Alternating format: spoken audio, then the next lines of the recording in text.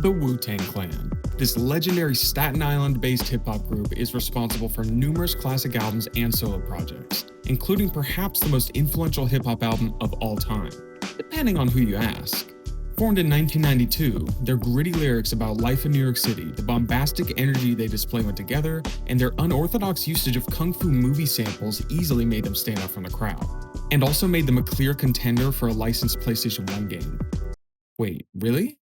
Well, yeah, believe it or not, this is a very real game. But what would a Wu-Tang video game even be about? Well, fighting and martial arts, of course. Let's get into it. Are you ready? Are you mad inside? Got you strapped down to your seats. Out of the doorway, bullets rip full clip. Released in 1999 by Paradox Development, Wu-Tang Shaolin Style, or Wu-Tang Taste the Pain in PAL regions, is a 3D fighting game. Originally, Paradox Development was working on a title you may have heard of called Thrill Kill, which is infamous for being the first game to ever get the A rating from the ESRB, due to its violent BDSM-themed combat. Partially due to this rating, the game was cancelled by EA, which was trying to get away from the increasingly popular stereotype at that time of hyper-violent video games. From the ashes of Thrill Kill rose Wu-Tang Shaolin Style. Starting the game, you are greeted with the Wu Tang Clan rapping in front of a green screen intercut with good old PlayStation 1 CGI. After this, you are greeted with a parental lock screen in which you must enter the password to turn on violence, which is weird since Wu-Tang is for the children, but whatever. It seems that after the Thrill Kill debacle, they were being extra careful here. So, just locate the parental code located on Google, the instruction manual, and you're good to go. Once you get into story mode, yes, there is a story mode here, you get to pick which member you want to play as.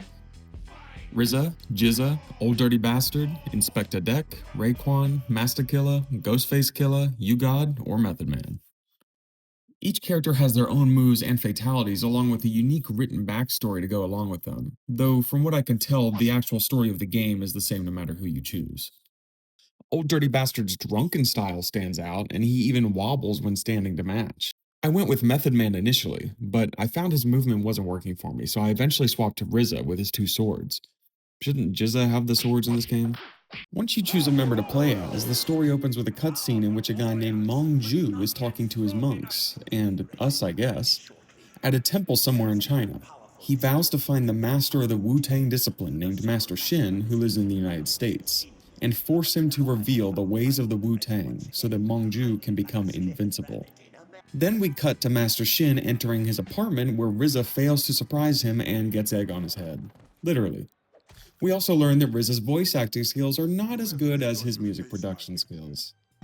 I will never be able to beat you. I'm just not good enough. Ridiculous.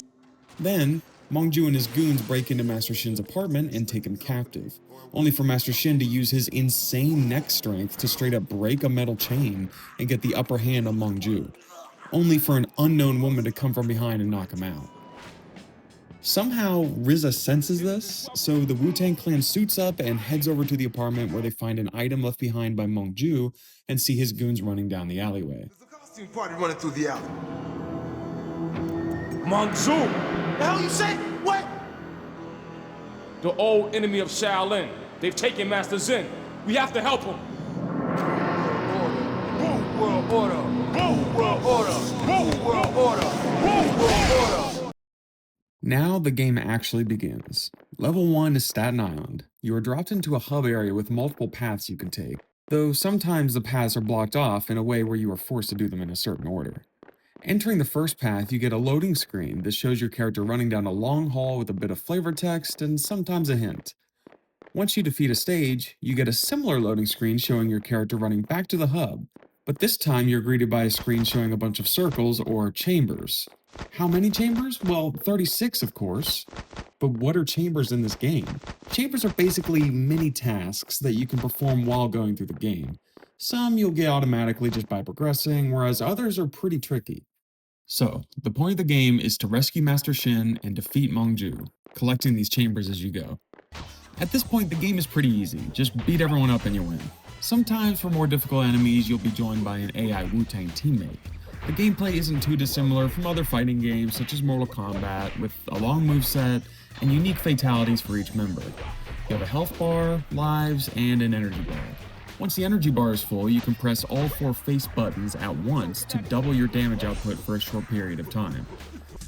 The twist here is that Paradox Development is using the PlayStation to bring the third dimension into the mix, with limited success in my opinion.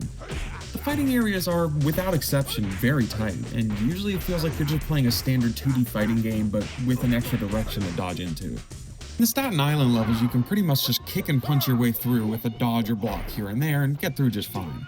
Boss of this level is Wu So, who you team up with Raekwon to defeat. He's not so tough. Once you beat Woody So, you get another cutscene where we see Master Shin being thrown in the back of the Chan's dry cleaning truck, where the mystery woman hops off and taunts us. These bad little boys need a spanking. After a quick fight against her goons Wu Ji and Jin Gong, we are dropped into the Chinatown hub. Here we have a few more pathways than Staten Island, but the concept is the same. Go to each stage, beat up the enemies, and win. This hub is a bit tougher than Staten Island, but still not too bad.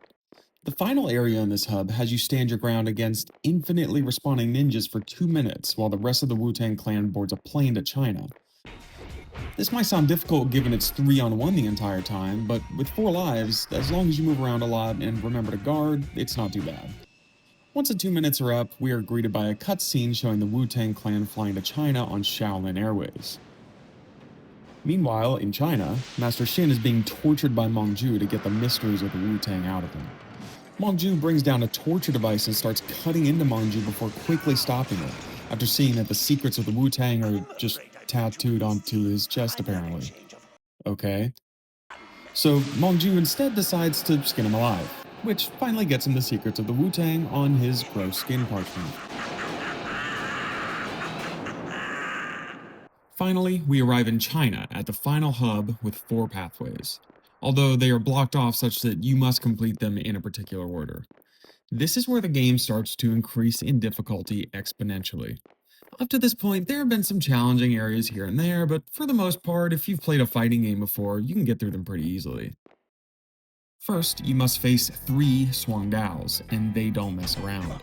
They are quick, and this courtyard feels even smaller than some of the earlier levels. My strategy? Go into the corner, block, and poke them whenever you have an opening to slowly whittle down their HP. This stage takes a few tries, but once you get a feeling for it, it's doable. Next up, we face 3 Hei Mudans, the mystery woman from the cutscenes. This one took me a couple tries, but after refining your strategy on the Swung Daos, this one is also quite doable. Once you defeat them, the game tells you to proceed to face Lei Gong, and also gives a hint that you need 35 chambers before facing him. We'll come back to this. So far as we've completed stages, we've received hints of various usefulness. Here are a few examples. Here's a hint: your quest will never end, unless you master all of the arts. Here's a hint for your quest: there are many ways to eliminate your opponent, but you must master these skills. Here's a hint for your quest: racing to the end might bring a surprise. These hints you can just laugh off as you one-shot most of the encounters and find yourself near the end of the game within 1.5 hours of playtime. But as it turns out, these hints are not to be taken lightly, as the next encounter will prove. This stage is where the fun is officially over. Lei Gong does not fuck around. I probably spent over half of my playthrough just trying to beat this Raiden wannabe asshole. On top of being fast as hell and blocking almost everything, if he stun locks you, he can take down nearly your entire health bar in one go, especially if he has his 200% damage boost going, which he gets very easily. Meanwhile, my hits do so little damage and barely move my energy meter.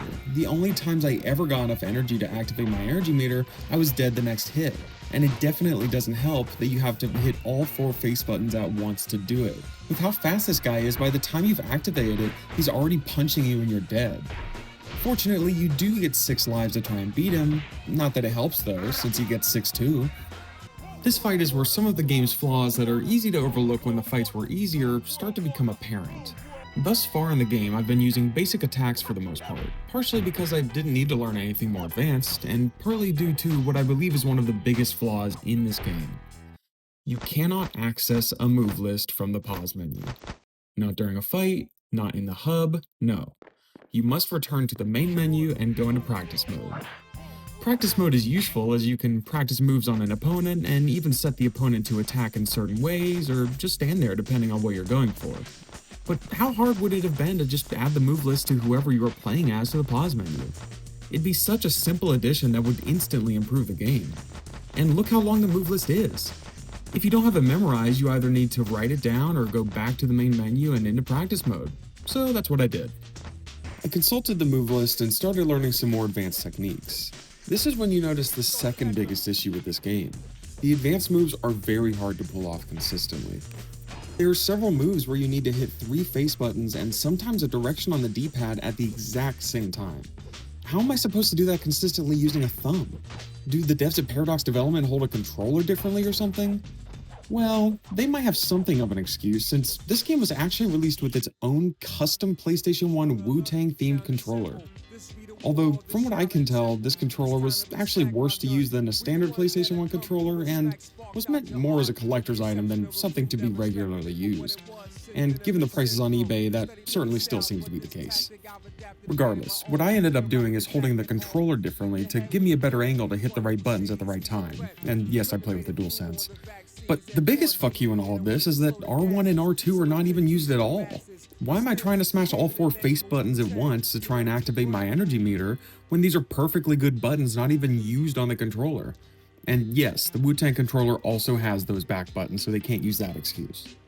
As a result of the awkward controls and inherent difficulty, Lei Gong is near impossible to beat. I tried over and over and even looked up guides on how to beat him as RZA. I actually found a guide published on cheatcodes.com way back in 1999 by a user named Professor Revolution. While there is some useful information here regarding the 36 chambers, the section on Lei Gong was never finished due to finals week. Professor Revolution wrote that the guide should be finished in a few weeks, but given that that was 26 years ago, I don't think he'll be getting back to it. I found another guide, this time published 5 years ago on speedrun.com. This guide includes a section about an alternate ending. As it turns out, if you defeat Lei Gong without having 34 chambers completed, you have to beat him again. This is where we come back to that hint. Here's a hint for your quest. Racing to the end might bring a surprise. Like I said, listen to the hints. Given how much time I've already spent on this guy, I'm not risking it. I'm getting all the chambers.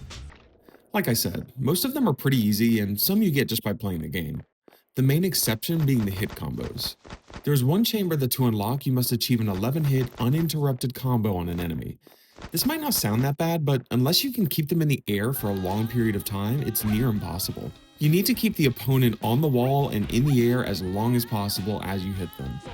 After a while in the practice room and several attempts and maybe a guide or two, this chamber's finally unlocked. Now, with 34 chambers completed, back to Lei Gong. Die, die, die, die, die, die, die. After dozens of attempts over the course of days, I said fuck it and cheated. I'm not proud of it, but without using an emulator and save states, you might not be watching this video right now. I want to see the ending of the game, but I don't want to become an actual ninja warrior just to satisfy my curiosity about a 26-year-old fighting game based on the Wu Tang Clan.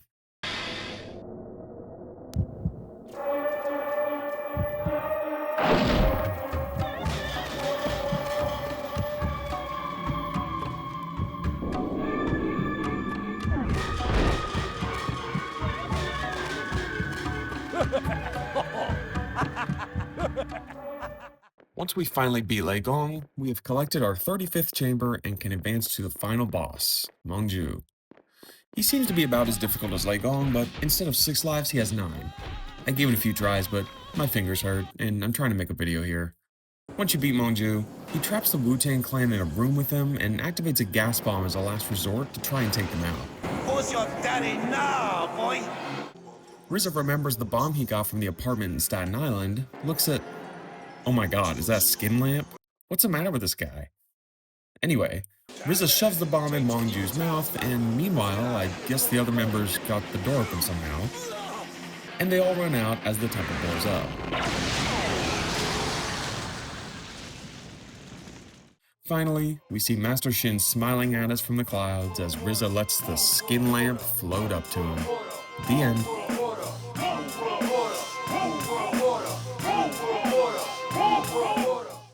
Also, as the credits roll, you can see what I assume to be the faces of the developers of the game, which is kind of funny.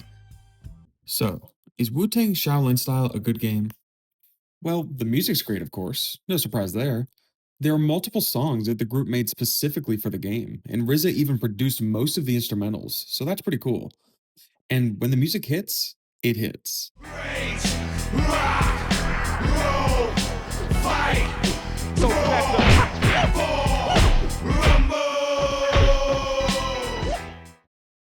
However, I do wish there was a bit more variety. While the songs are good, there are only 4 tracks total if you don't count the instrumentals. This doesn't overstay its welcome for most of the game. However, if you have as much trouble as I did on the final bosses, you'll find yourself getting tired of hearing Wu World Order over and over as Legon beats your face in. But what about the game itself? Well, it's certainly not a bad game. I didn't encounter a single glitch or bug during my playthrough, and it plays just fine for what it is. However, I can't say I'd recommend it to someone unless they have a deep interest in the Wu Tang Clan and old PlayStation games. To Paradox Development's credit, they took a gimmicky concept and turned it into a proper game, whereas you might expect something closer to Pepsi Man. I was surprised that this game even had a story mode at all. So, credit where credit's due. Well, that's it. It's been over a decade since I made a YouTube video, but when I saw this game when scrolling through the PS1 catalog, I just had to share it. So let me know if you like this. And remember, like, comment, and subscribe. Thanks.